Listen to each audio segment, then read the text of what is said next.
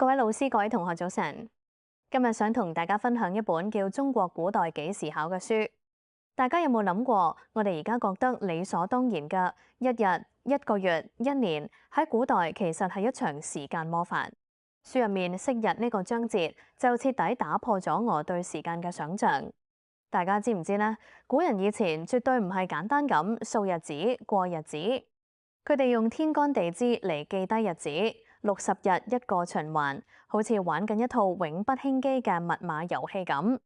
更特別嘅係，佢哋嘅一日唔係24小時，而係12個時辰。每個時辰都有個好有畫面嘅名，好似夜半、雞鳴、黃昏咁，甚至仲可以細分做黑同埋更。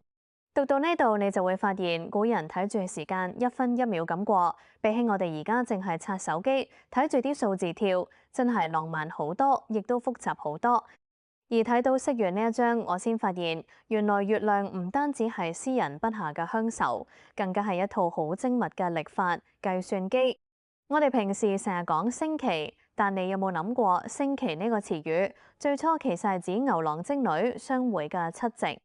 書入面好詳細咁梳理咗由朔墮晦嘅月相變化，仲有古人點樣用閏月呢個咁巧妙嘅發明去追反太陽嘅腳步。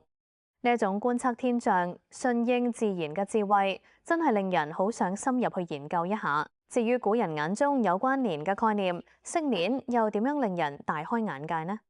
就要歡迎咁多位同學自己去睇《中國古代幾時考》，好好感受一下啦。呢本書就條好精緻嘅鎖匙，幫我哋打開咗古人時間嘅奧秘。謝謝大家。